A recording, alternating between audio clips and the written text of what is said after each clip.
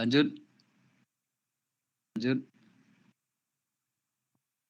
Kenapa Puskesmas itu masih menggunakan PP 48? Karena di PP 72 tadi saya sampaikan, walaupun di ujung-ujung pembahasan revisi PP 48 itu sempat mau diusulkan substansi juga perubahan Puskesmas, tetapi itu belum dilakukan. Karena kita harus memetakan dulu berapa jumlah Puskesmas Indonesia dan lain-lain. Kemudian oleh sebab itu di Permenkes 43 tahun 2019 yang mengatur mengenai Puskesmas, dia di konsiderannya itu masih menggunakan rujukan pada PP 48 2016, khususnya pada ketentuan 45 ayat 2 PP 18 2016. Karena memang tadi tidak ada perubahan muatan Puskesmas di dalam PP 72 2019. Oke, lanjut.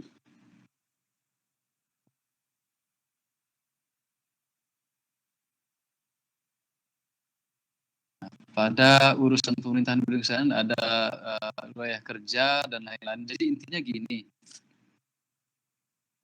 ini ada pengecualian ya Mas ya, sebenarnya ini bukan norma yang baru sama sekali baru sih di PP 72 ini.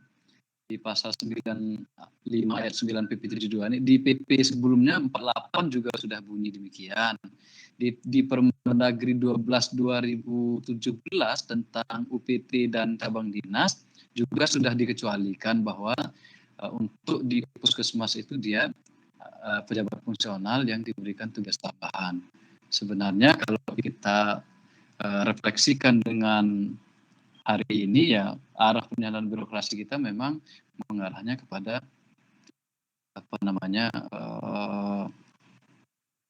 mengarahnya pada fungsional. Nah, saya agak lupa sedikit menyampaikan tentang rumah sakit nih Bapak Ibu.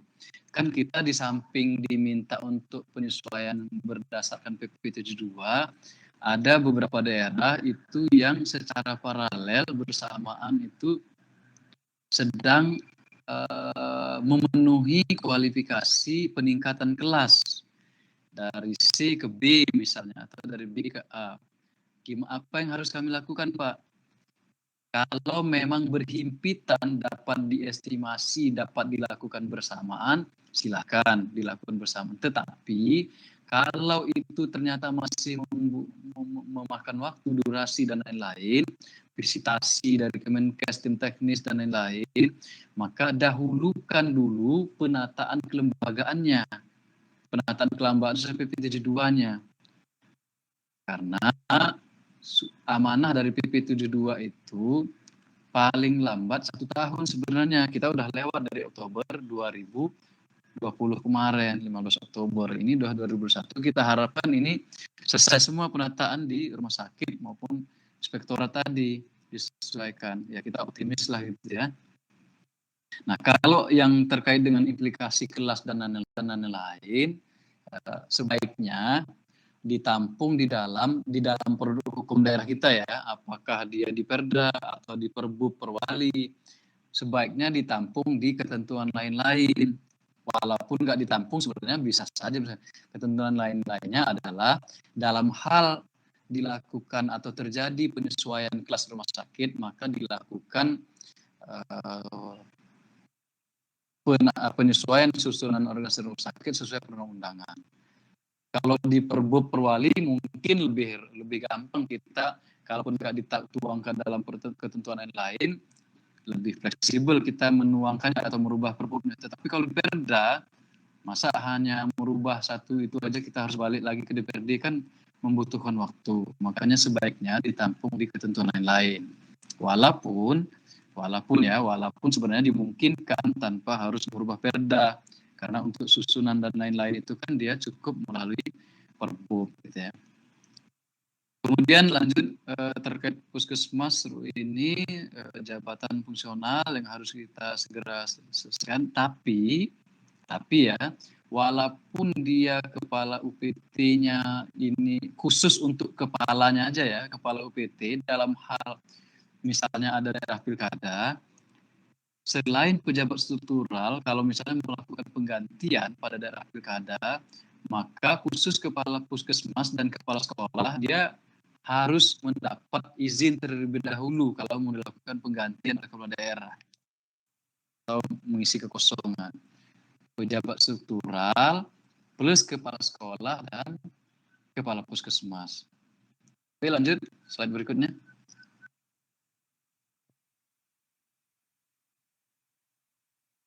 Lanjut. Nah, ini hanya apa ya, pengecualian nih. Kalau ini sering kita sanding menyanding ya, sanding menyanding antara PP 72 gitu ya dan lain-lain. Bahwa tapi Pak di Kasubag pada UPTD kelas A itu masih ada pengaturan 4B gitu ya. Itu kalau untuk UPT yang bersifat umum.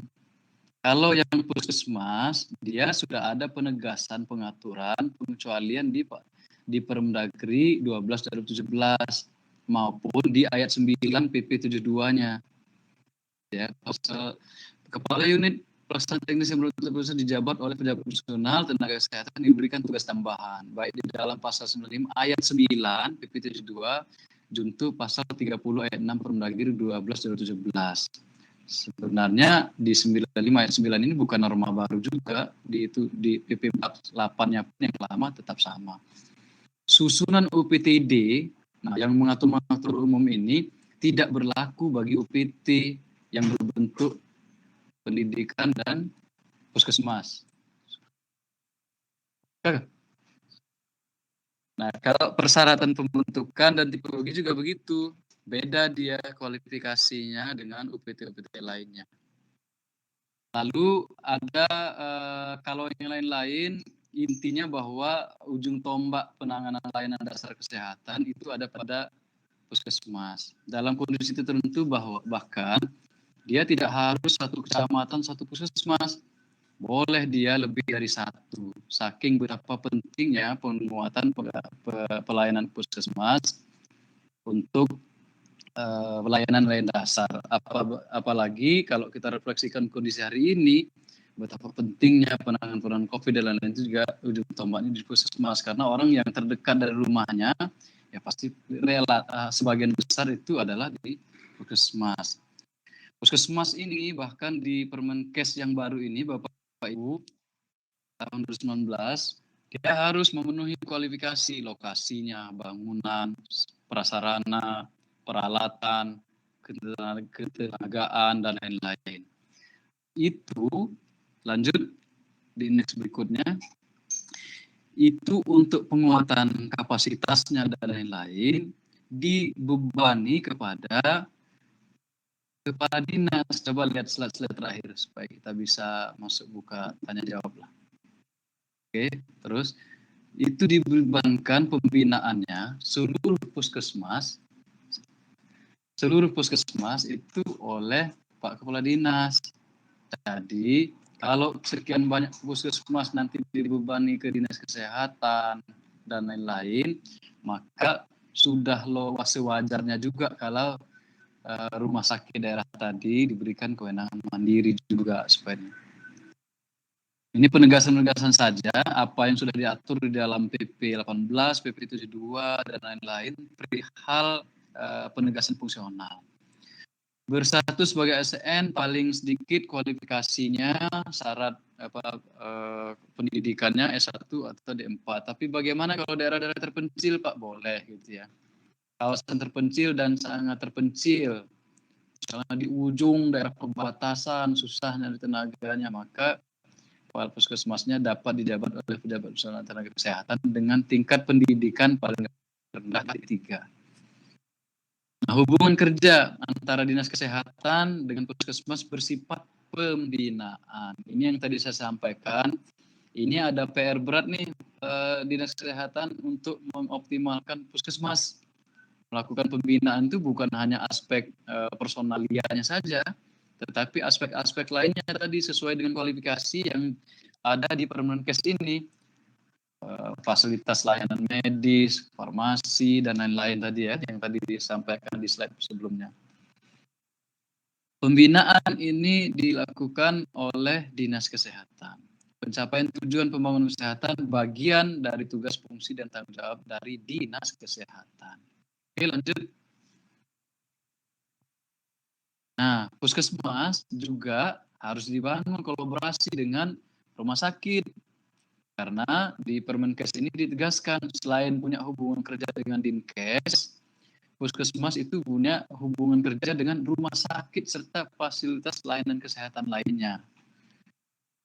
Nah, ini kolaborasi. Ini gimana membangun formatnya hubungan kerja antara fasilitas layanan kesehatan, puskesmas, rumah sakit, dan dinas kesehatan. Terutama dalam hal-hal teknis mengenai rujukan dan lain-lain gitu ya. Kemudian pertanggungjawaban penyelenggaraan puskesmas dilaksanakan melalui laporan kerja yang disampaikan kepada Bapak Ibu Kadis secara berkala paling sedikit 1 kali dalam 1 tahun. Tentang manajemen kesehatan. Selain laporan kinerja, puskesmas mempunyai kewajiban memberikan laporan lain melalui sistem informasi puskesmas. Ini sebenarnya tanda-tanda alam nih, tanda-tanda alam untuk mengakomodir perkembangan zaman. Sistem informasi apakah nanti berbasis digital dan lain-lain seterusnya. Oke, lanjut. Nah, banyak pertanyaan-pertanyaan tentang instansi-instansi vertikal atau yang diamanatkan oleh perundang-undangan lain. Maka kami mengingatkan kembali dalam hal ketentuan peraturan perundang-undangan memerintahkan pembentukan lembaga tertentu di daerah, maka lembaga tersebut dijadikan bagian dari perangkat daerah yang ada. Itu pun setelah dikonsultasikan kepada Mendagri dan Menpan sebenarnya. Nah, misalnya kemarin kita sempat didesak terkait dengan Komisi Perlindungan Anak Daerah. Memang di dalam undang-undang mengenai perlindungan anak itu dimungkinkan untuk membentuk KPAD, tetapi harus clear dulu. Mohon maaf, jenis atau kelaminnya itu punyanya siapa? Apakah bagian dari instrumennya KPAI pusat atau daerah? Kalau daerah, untuk penyelenggaraan urusan-urusan perlindungan anak, maka dilekatkan kepada dinas yang mengampu pemberdayaan perempuan dan perlindungan anak. Tidak perlu membentuk lembaga baru. Kemarin di Kepri dan lain-lain banyak daerah gitu ya.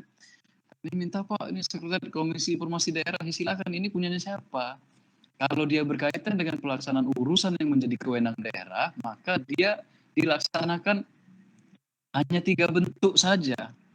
Bentuknya itu adalah perangkat daerah pelaksana atau unsur lini dinas-dinas, atau bentuknya penunjang, bentuk badan-badan, kalau untuk pembinaan pengawasan itu inspektorat namanya, atau yang ketiga sekretariat itu pun ada 2, daerah sama DPRD atau disebut dengan unsur pendukung. Di luar itu ya nggak ada jenisnya, khawatirnya nanti nggak kompatibel dengan pengelolaan perencanaan keuangannya, anggaran, dan lain-lain. Jadi kalau ada pesan-pesan ya diampu oleh perangkat daerah yang ada. Kalau memang itu dipaksakan ada perintah perundang-undangan, monggo itu menjadi komponen instrumen dari kelembagaan instansi vertikalnya, gitu ya Bapak Ibu.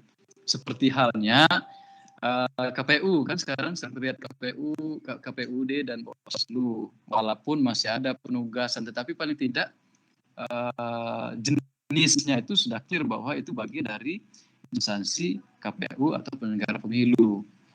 Beberapa daerah masih sempat kemarin, Pak gimana, ada mau berdasarkan regulasi tentang ini, dapat ya memangnya dibentuk lembaga sertifikasi halal di daerah, ya tunggu dulu, urusannya itu urusan siapa, urusan keagamaan kah, atau urusan kesehatan kah, atau punya siapa, supaya jangan ujuk-ujuk kita bentuk nanti pembebanan anggarannya ke kita. Kalau memang itu memang bagian dari pelaksanaan urusan kesehatan untuk deteksi halal dan lain-lain, maka dapat dilekatkan pada mungkin UPT, program kesehatan, dinas kesehatan, dan lain-lain.